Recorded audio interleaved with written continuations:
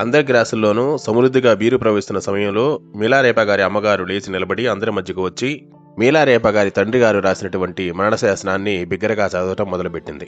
అందులో భాగంగా ఇంతకాలం వారి ఆస్తిని సక్రమంగా నిర్వహిస్తూ వచ్చినటువంటి పిన్ని బాబాయిలకి కృతజ్ఞతలు తెలియజేస్తూ మీలారేప గారికి తగిన వయసు వచ్చింది కాబట్టి ఆస్తిని తిరిగి అప్పజెప్పవలసిందిగా వారిని కోరింది. ఆవిడ చెప్పినటువంటి మాటలు వినగానే వారికి ద్రోహం తలపెట్టినటువంటి పిన్ని బాబాయిల ఇద్దరి ముఖాలు కోపంతో జేగురించాయి. ఏ విషయంలోనూ ఏకాభిప్రాయం కుదరనటువంటి వారిద్దరూ కూడా అప్పుడు మాత్రం ఏకకంఠంతో మీలారేప గారి అమ్మగారు చేసినటువంటి ప్రతిపాదన తిరస్కరిస్తూ అసలు మొదటి నుంచి ఆస్తి తమదేనని, మీలారేప గారి తండ్రి గారే వారి వద్ద నుంచి దాన్ని అప్పుగా తీసుకున్నారని వితండవాదం చేయడం మొదలుపెట్టారు. అటువంటి సిగ్గుమాలినటువంటి వాదాన్ని మీలారేప గారు ఎప్పుడు చూడలేదు.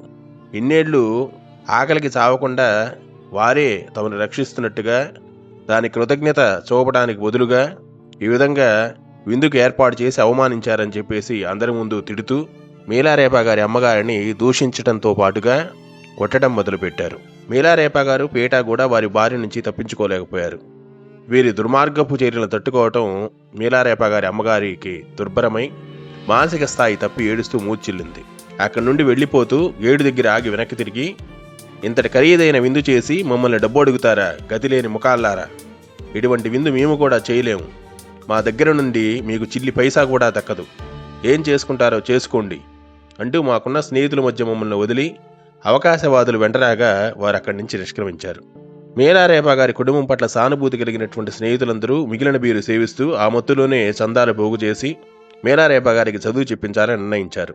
వరుసకు మామ అయినటువంటి ఒక బంధువు మీలారేప గారి అమ్మగారిని చెల్లెల్ని తన వద్ద ఉంచుకుంటానని, అందుకు ప్రతిగా వారిద్దరూ తనకు పొలంలో సాయం చేయవలసిందిగా సూచించారు. అయితే అప్పటికే ఆత్మాభిమానం కలిగినటువంటి మీలారేప గారి అమ్మగారు దాన్ని తిరస్కరించారు.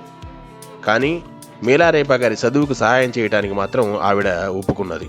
ఎప్పటికీ మరుపురానటువంటి ఆ రోజు గడిచిన తర్వాత కొద్ది రోజులకి ఒక సాంప్రదాయానికి చెందినటువంటి ఒక లామా గారి దగ్గరికి మీలారేప గారు విద్య కోసం వెళ్ళిపోయారు.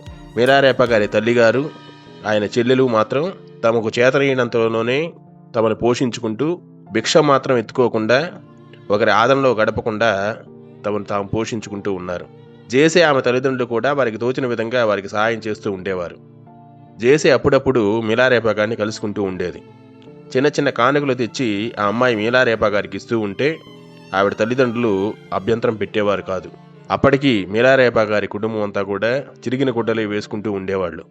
వారి జీవితాలు ఇంకా ఇరుకైన బాటలోనే సాగుతున్నాయి. వారి యొక్క ఈ దుర్భర జీవితానికి కారణభూతులైన వారి పట్ల మీలారేప గారిలో ద్వేషం రగులుకుంటూ రోజురోజుకి ఎక్కువవుతూ ఉండేది.